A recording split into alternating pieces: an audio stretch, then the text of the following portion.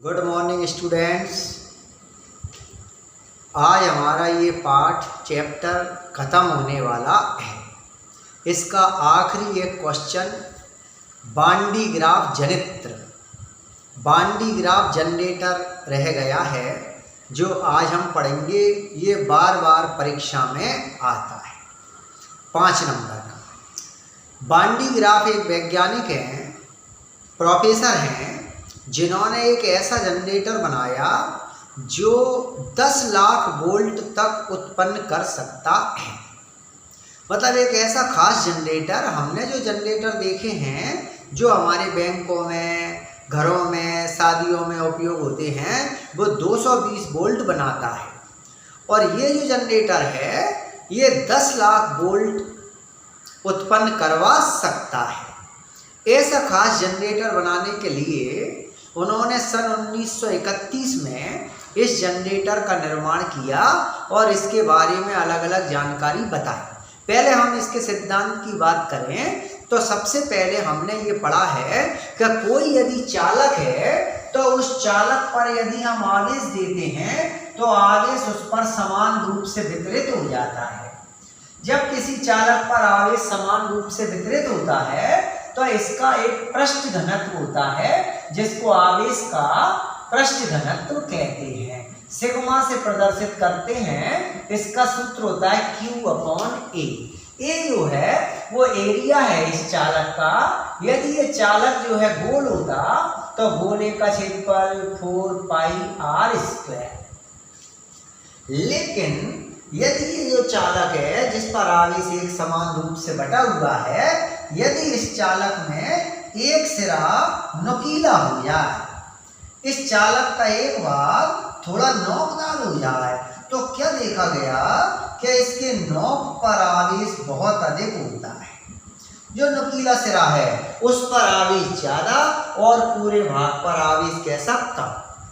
कौन ने देखा? बांडी ग्राफ। इन्होंने देखा कि जो नुकीले सिरे वाले चालक होते हैं, जैसे एक तार को इस तरह कंघी के रूप में बना लें तो कंघी में बहुत सारे नुकीले सिरे होते हैं और इनकी नोकों पर आवेश कैसा हो सकता है? ज्यादा। यदि कोई चालक नुकीले सिरे वाला है तो उसकी नोक पर आवेश का पृष्ठ घनत्व बहुत अधिक होता है। यदि मान लो कोई चालक इस तरह का त्रिभुज जैसी आकृति का है तो इसकी नोकों पर आवेश का पृष्ठ घनत्व बहुत अधिक होता है। निष्कर्ष से निकला कि नुकीले सिरों पर आवेश बहुत अधिक होता है और उनके दूसरे हिस्से की तुलना में। यदि नुकीले सिरे पर आवेश बहुत अधिक है और हवा चलने लगे तो हवा के कण इसके पास में आकर आवेशित हो जाते हैं। हवा के कण और आवेशित होंगे तो धनावेश है तो धनावेश से आवेशित होंगे। धनावेश से आवेशित होकर जो वायु कण है वो बंधन आवेश होने से उनमें प्रतिकर्षण होने लगता है और इसके आवेश को किधर निकालने लगते हैं? बाहर। ये जो आवेश यदि बाहर निकलने लगे तो इसको कहते हैं संवहन विसर्जन। विसर्जन मीन्स डिस्चार्ज। डिस्चार्ज मतलब बाहर निकलना और संवहन मतलब आवेश जो है ना बाहर निकल रहा है, इसको संवहन विसर्जन कहते हैं। और साथ में जो हवा चल रही है वो हवा आवेशित हो जाती है। ऐसी हवा को वैद्युत पवन कहते हैं। मतलब जो आवेश बाहर निकलता है उससे हवा कैसी हो गई? आवेशित। आवेशित हवा को वैद्युत पवन कहते हैं। ये जो वैद्युत पवन है जब बाहर निकलती है और आवेश बाहर निकलता है तो ये नुकीले सिरों पर बहुत अधिक होता है। तो मतलब नुकीले सिरों से आवेश का बाहर निकलना जो इकट्ठा बाहर निकलता जाएगा, तो बांडी ग्राफ ने इस पूरे आवेश को एक जगह इकट्ठा किया और इकट्ठा करके उसका वोल्टेज बहुत अधिक कर लिया। ऐसे उपकरण को बांडी ग्राफ जनित्र कहते हैं। ये इसका सिद्धांत कहलाता है। अब इसका नामांकित चित्र, 1 नंबर का सिद्धांत, 2 नंबर का नामांकित चित्र, 2 नंबर की कार्यविधि।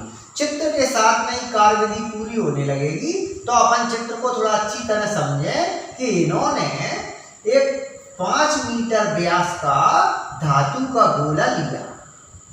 ये धातु का गोला है S और इसका व्यास कितना है? 5 मीटर। ये जो गोला है ये 15 मीटर ऊंचे एक कुचालक स्टैंड पर रखा है। ये जो अब स्टैंड बना है, इसकी ऊंचाई गोले की ऊंचाई से, जो गोला है उसके व्यास से 3 गुना ज्यादा है। ये जो कुचालक स्टैंड है, ये सीमेंट का, बजरी का, लकड़ी का, किसी का भी बन सकता है। इसका नाम PP डैश रखा है।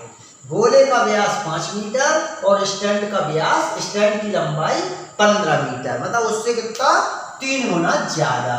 अब इसमें ऊपर एक घिरनी लगी है, स्थिर घिरनी कहलाती है। घिरनी मीन्स पुली, P1 P2 माना है, और एक पुली लगी है नीचे P1, और इन पर एक रेशम के कपड़े का बेल्ट है। एक रेशम का कपड़ा है और उसका एक पट्टा घूमता है। P1 के पीछे एक मोटर लगी है जो दिख नहीं रही है, और वो जो मोटर है वो चलती है तो पट्टा भी चलता है। इसके अंदर जो हवा है वो 15 वायुमंडलीय दाब की है। मतलब एक वायुमंडलीय दाब है ना, हमारे कमरे में होता है, इससे 15 गुनी ज्यादा इसके अंदर क्या है, हवा, जो इसके अंदर भरी है। इसके नीचे पट्टे के पास में एक कंघी लगी है जिसका नाम है C1। इस कंघी के साथ में एक बैटरी लगी है जिसका वोल्टेज है 10,000 वोल्ट। इसको हाई टेंशन बैटरी कहते हैं, HT, हाई टेंशन बैटरी। इसका धन सिरा तो कंघी से जुड़ा है और ऋण सिरा पृथ्वी से जुड़ा हुआ है। जैसे इसको जोड़ेंगे तो कंघी पर धन आवेश उत्पन्न हो जाएगा। धन आवेश इसकी वजह से, क्योंकि धन सिरा जुड़ा है, जब भी धन आवेश आएगा तो अब क्या होगा कि पट्टा चलेगा, तो पट्टे के साथ में हवा चलेगी, तो हवा के साथ में धन आवेश भी चलने लगेगा। इस कंघी में से धन आवेश किधर निकल गया, बाहर, इसलिए इस कंघी का नाम है स्प्रे कॉम। स्प्रे मतलब फुहार कंघी, इसमें से है ना धीरे धीरे आवेश बाहर निकलता है।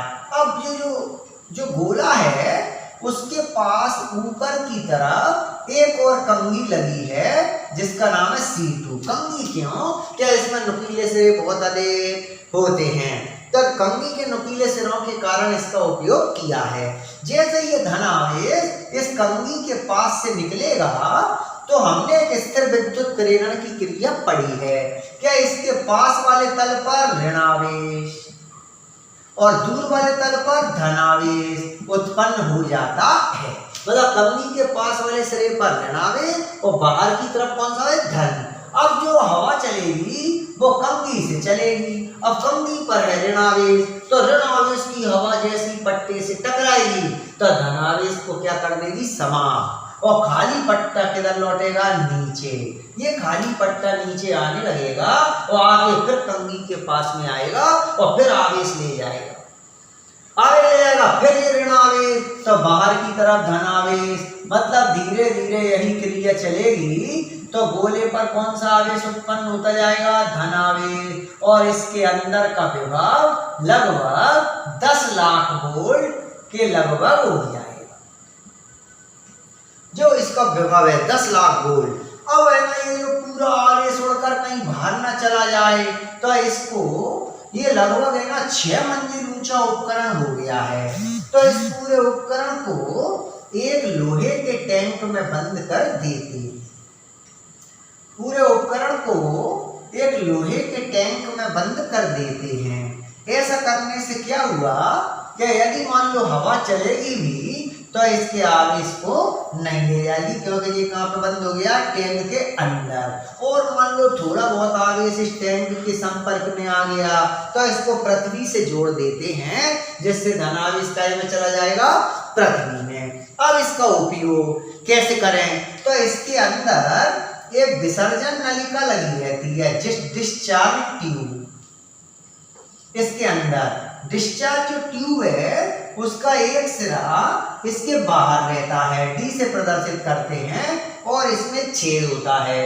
इस नली के अंदर जिन कणों को त्वरित करना होता है, अल्फा कण, प्रोटॉन, न्यूट्रॉन, जिनको इसको अपने को त्वरित करना, इसके अंदर भेजते हैं। वो अंदर भेज के जैसे ही 10 लाख वोल्ट पर आते हैं तो बहुत अधिक गति ऊर्जा होने के कारण इसमें से वापस निकलकर और जहां उनको टकराना होता है वहां पर वो टकरा जाते हैं। जैसे नाभिकीय विखंडन में जो यूरेनियम होता है उससे न्यूट्रॉन का बम्बार्डमेंट करते हैं, तो न्यूट्रॉन को कहां से त्वरित करते हैं, इससे कर सकते हैं। तो इसका मतलब है कि जैसे नाभिकीय विखंडन की क्रिया परमाणु रिएक्टर में होती है वहां पर इसका उपयोग किया जाता है। मान लो इनका उपयोग कहां करते हैं, तो नाभिकीय रिएक्टर में, जहां पर अधिक वोल्टेज की आवश्यकता होती है। और इसका उपयोग तो नाभिकीय और जो क्रिया होती हैं जिनको नाभिकीय विघटन कहते हैं वहां उनका उपयोग कर सकते हैं। और कणों को त्वरित करने के लिए इनका उपयोग कर सकते हैं। अब इनमें दोष भी हैं दो खास। एक के आकार इसका इतना बड़ा है कि हम चाहें कि इसको एक स्थान से दूसरे स्थान तक ले जाएं तो ले जा नहीं पाते हैं, ये इसका दोष है। और एक और खास दोष है क्या इसमें इतना अधिक वोल्टेज है क्या यदि इसके पास में भी कोई जानवर आ जाए, कोई व्यक्ति आ जाए तो बच नहीं पाएगा। इसका वोल्टेज बहुत अधिक है, इसलिए ये बहुत खतरनाक होता है। यदि हम इसका नामांकन शॉर्टकट में करें, ये कार्यविधि की इसकी खत्म हो गई है, तो नामांकन में हम देखें हमने क्या क्या उपयोग करा है। तो S 5 मीटर व्यास का धातु का गोला,